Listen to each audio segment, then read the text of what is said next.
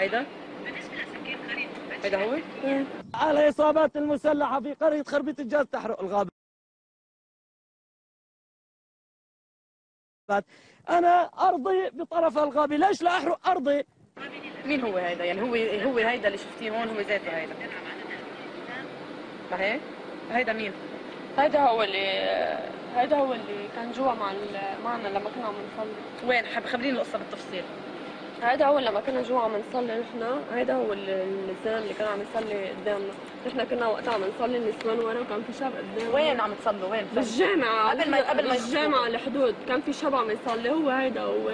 وقت فتنا لجوا، وقت خدونا خطفوا الباص واخذونا لجوا، هيدا هو اللي كان مع المسلحين. يعني كان عم يصلي معكم، عم يراقبكم يعني كان يعني ما نحن قلنا له انه هن كانوا مخططين، مبين انه ناطرينا ناطرينا وقت كنا عم نصلي، ورجع وقت فوتوا وقت فتنا على الحدود، وقت قلطنا الحدود وطلعوا علينا. هيدا كان من بين اللي جوا. قالوا اسمائهم؟ لا ما قالوا. اكيد 100% انه هيدا لا هو. ما قالوا اسمائهم، اصلا ما عرفوا عن نفسهم، قالوا لنا نحن الجيش الحر. واكيد 100% انت انه هيدا هو. وعلى الحدود كان معكم، على الحدود التركيه السوريه. ما عرفت اسمه، ما عرفت شيء. كان عم بيصلي معكم اول شيء؟ كان عم يصلي. انتوا نزلتوا صليتوا قبل ما تتحركوا؟ نحن نزلنا وقت كنا عم نخطم الباسبورات، فتنا على الجامعة صلينا وقالت لنا انه يلا نطلع نمشي بالباص. طلعنا بالباص وهن بس وصلوا علينا، فتنا لجوا وقت خطفوا الباص وطلعوا علينا المسلحين. هذا كان من بيناتهم، بس ما طلعوا عنا على الباص. هيدا ضل واقف تحت. في شابين طلعوا على الباص، واحد عيونه خضر ووجهه مدور، كبير شوي بالعمر يعني بالستينات، وهيدا كان ببالي تحت.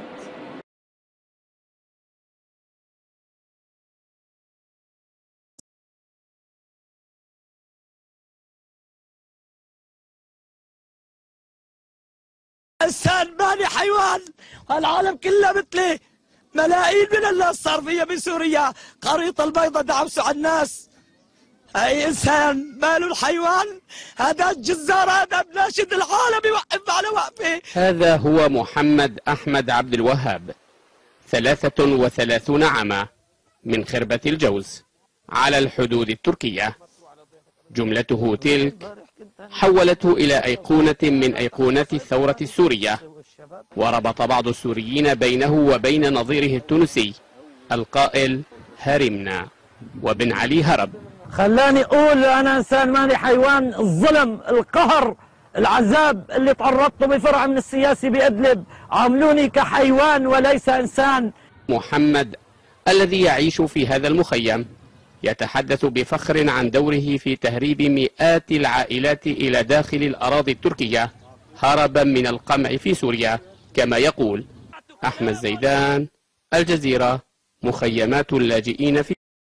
يصف أسباب نزوحهم وما يتعرضون له من اعتقال وإهانة على يد قوات الأمن السورية إن لم يغادروا مساكنهم.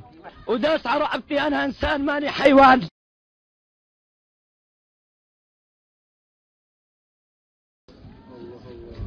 أنا إنسان ماني حيوان، والعالم كله مثلي. ملايين من الناس صار فيها بسوريا، خريطة البيضاء دعبسوا على الناس. السلطات والمنظمات